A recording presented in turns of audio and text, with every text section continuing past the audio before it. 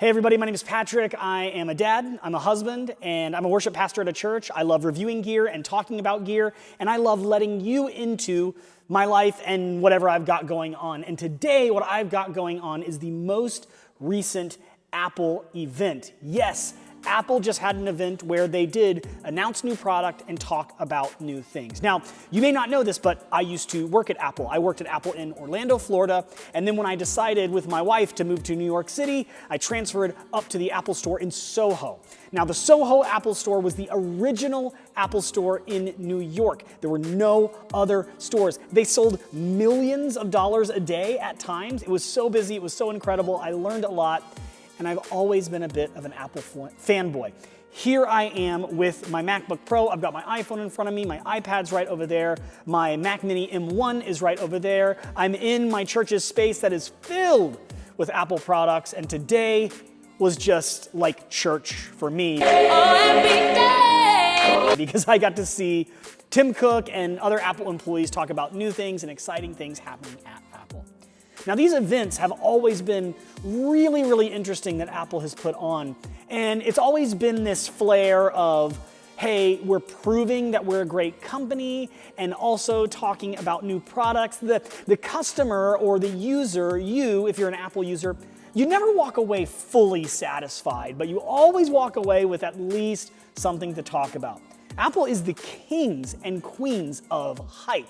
They love to hype new products. They love to say, look what we can do, and that's what these events are all about. Now, a lot of stuff was talked about today, but it was actually, in my opinion, one of the shortest Apple events I've ever watched. I could be wrong about that. Stand there and you're wrong. Listen, be wrong, and get used to it. But if I'm remembering correctly, really short Apple event. And I'm not gonna talk about everything that the Apple event got into today, but there's a few things that I want to talk about. So I'm gonna actually hop right over to my computer where you can see what I'm working with. Number one, right away, we see on the home page of Apple, introducing some of the things we're gonna talk about. The new iMac, the iPad Pro, the iPhone 12 in purple, because everyone needed that.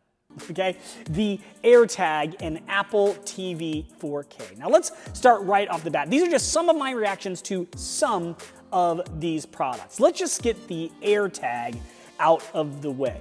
Now this Airtag, I mean, you can read right here, attach one to your keys, slip another one into your backpack, just like that. They're on your radar in the Find My app. So find my phone, find my iPad, find my Mac. This is a feature that's been around using iCloud for a really long time.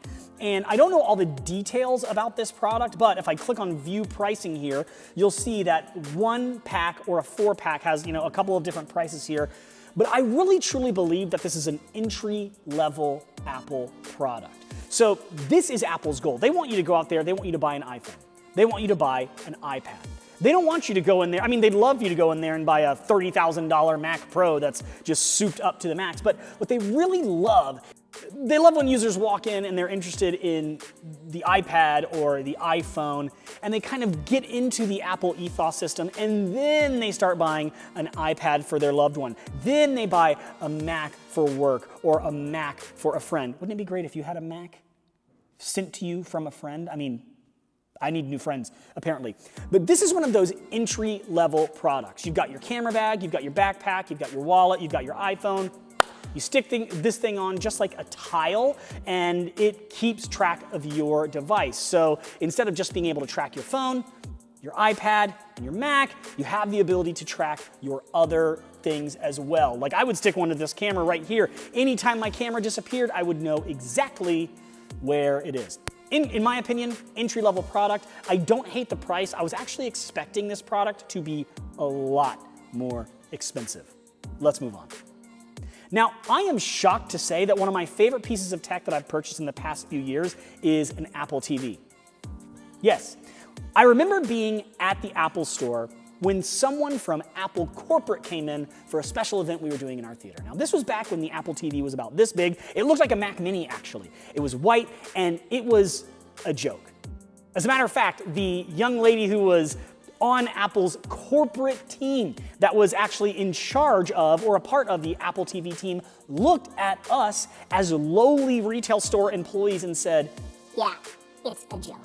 But the Apple TV has now excelled to be this product that if you don't have in your home, you're missing out. Now, yes, of course, there's media servers and the Roku and things like that, but I really truly believe with Apple's customer support and Apple's working with big companies to create apps and create access to different companies' services, the Apple TV is a no-brainer. And now the Apple TV 4K has been upgraded a little bit. Now, every time the Apple TV is upgraded, it gets, like a little bit more speed, a little bit more storage, a little bit more capability or connection, but it doesn't change that much.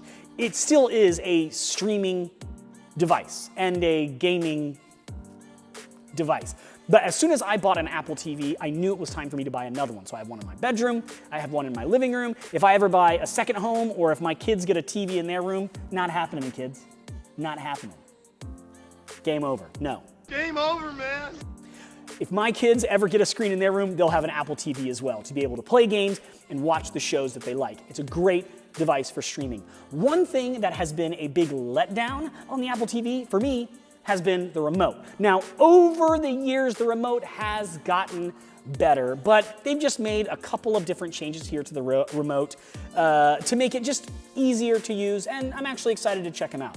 Use circular gestures on the outer ring to fast forward or rewind, find just the scene you're looking for. It used to be that you would click to fast forward or rewind through shows. Now you've got a circular wheel. They're kind of going back to an original Apple TV remote design. Not original, but a previous Apple TV remote design. You also see here that if I scroll down a little bit, a dedicated Siri button is on the side, just like the iPhone. Simply ask for a movie, show, genre, or song you love. Now, I think Siri on the Apple TV remote is a must-have.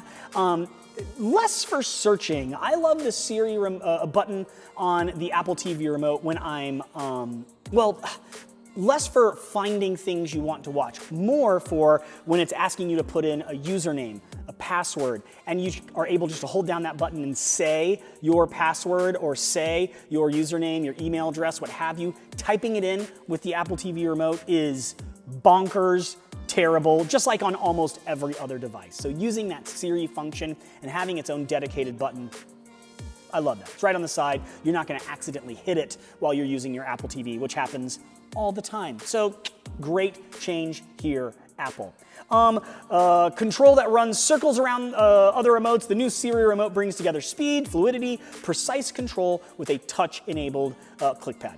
I really like this remote. I think it's a great update. But if I go to my overview here of just the Apple TV in general, you can just find out all the specs and stuff like that. But essentially, they're just going to always up the resolution. They're always going to update the speed. They're going to make it a better device, but it still just is a streaming box. Making that remote a little bit better, huge win for me. Let's view the pricing really quickly.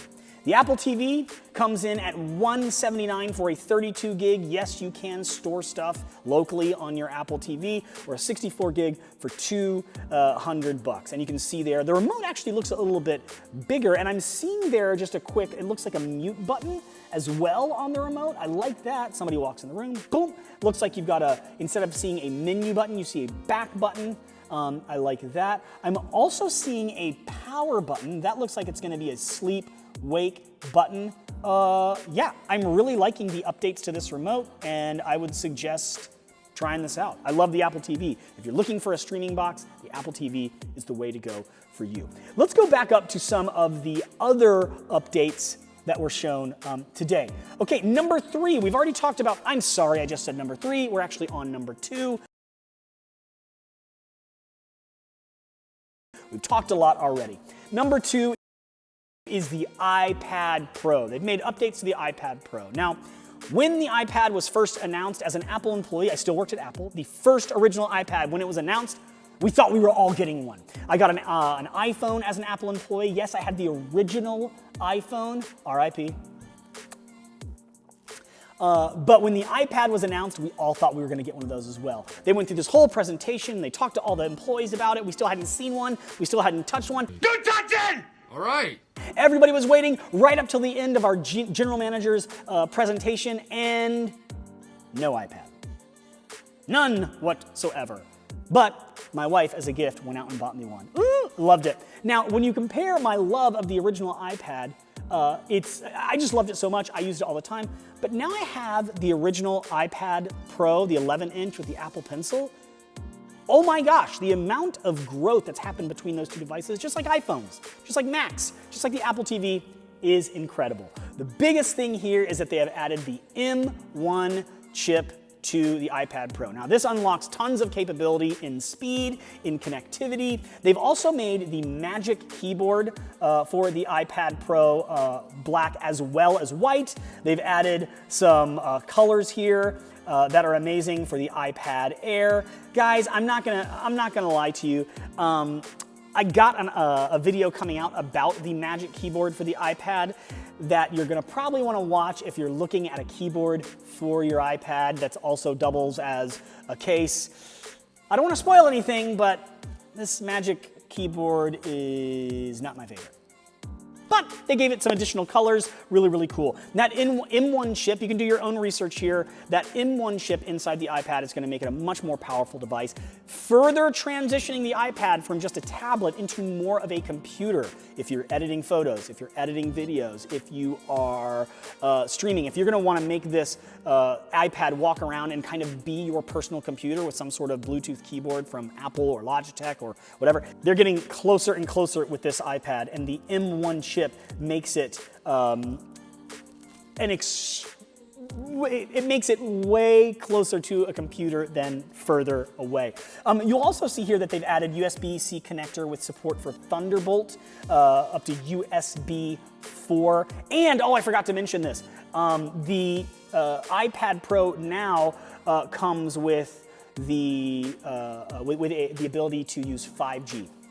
I also forgot to mention this, that the iPad is now 5G compatible. So if you are on a network that has, or in an area that has 5G capabilities, boom, your iPad can interact with that as well, which is gonna make it a super fast device when it comes to data connection, not just Wi-Fi.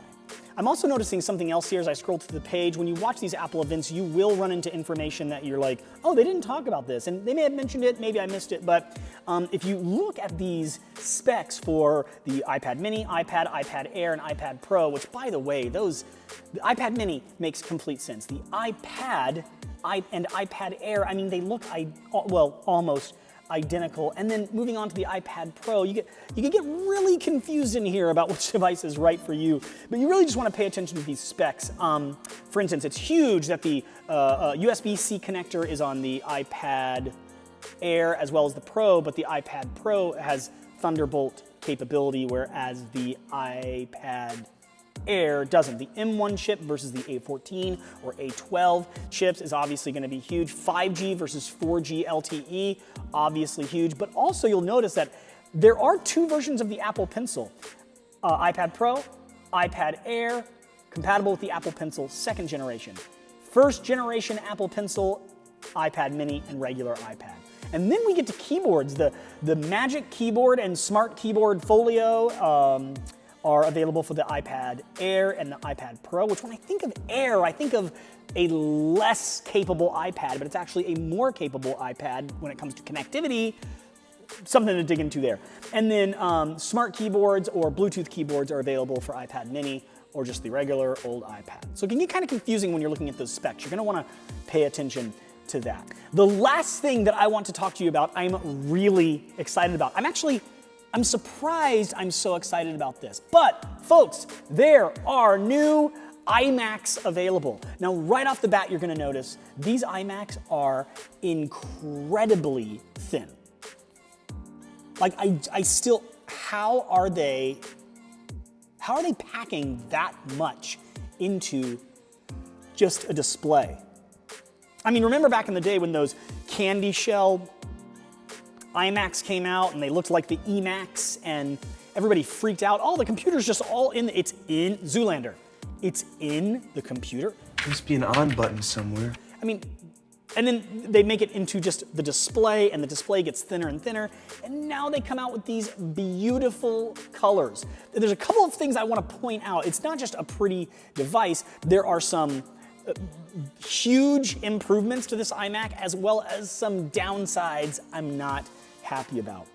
Number one, I was on a chat thread with some technicians that I work with, and as we were looking at this iMac here, and they were announcing it, one of my technicians was super ticked off at the fact he looked on the back of the iPad and it's all USB-C, which, by the way, who's surprised at this point that Apple is just putting USB-C on the back of these iMacs? I'm not at all. I mean, if you go with Apple products, you are gonna live that dongle life. Dongle life!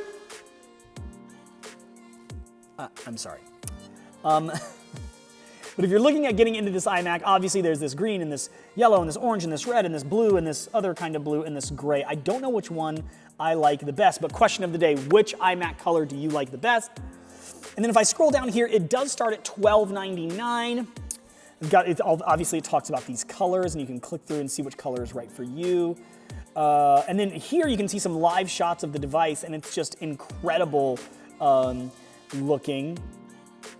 I'm gonna scroll down here. What else am I seeing? Oh, there was this one thing that I wanted to show you that I'm excited about. Let me go, where's like tech specs, I guess. The main thing that frustrated one of the guys I work with, are they gonna show it? My goodness, no! I gotta find another photo of this somewhere. Anyway, the main thing that frustrated this technician I work with is he was looking at the back of the iMac and he's saying, it's only USB-C ports? Are you kidding me? They didn't include Ethernet. Well, it's a desktop computer. And I knew, I was like, okay, well, they're gonna have a dongle that's $49 that allows you to connect to Ethernet, whatever, no big deal. No. Right on the brick that powers the device, they have included an Ethernet port. So that little device, or I guess not super little, but that brick that powers the device and plugs into the wall has an Ethernet port, and it sits on the ground. And you can just have your Ethernet port plugged into it, so it's not running up to the back of the iMac. So there's less connectivity back there, freeing up your desk from wires. I love that feature. Now, also that power brick that plugs into the iMac is a MagSafe power brick on the iMac. It's amazing. You pick that thing up and it gets jerked or it falls off the table. Well, first of all, if an iMac falls off the table, it's toast. It's done. I mean, you're just gonna have to get a new screen. You might as well buy a new one. But MagSafe is great because if you just pull that device, it's just gonna pop right out, no worries. Why didn't they include on these new M1 iPad Pros MagSafe power adapters to the bottom of those things? I know they want to keep them super thin, and adding MagSafe would probably thicken the iPad up a little bit, but if I could give a message to Apple, it would be like, great, we get it. You make thin devices. We don't need the thinnest devices in the world. We want safe, secure, reliable devices that work awesome. Putting MagSafe on an iPhone, an iPad, or the MacBook Pro and Air and regular MacBook, please, it's not going to make the computer slower. It's not going to make it worse. It's going to make it safer, and you will have less appointments at your Genius Bar with people saying, my dog or my kid or I stepped on this cord and jerked this device off the table. They've added it to the iMac. I can only assume MagSafe is coming back to the Macs as well, and I hope to see it on the iPhones as well as the iPads. But there's a MagSafe power adapter on this iMac, and it's awesome. Also, Touch ID has been added to the iMac, which even on a wireless keyboard, boop, keyboard with Touch ID, good to go. You can have up to 2 terabytes of storage internally inside of the iMac, and it can hold up to 16 gigabytes of memory, and it has the M1 chip inside of it. So what started as kind of a consumer, maybe prosumer machine,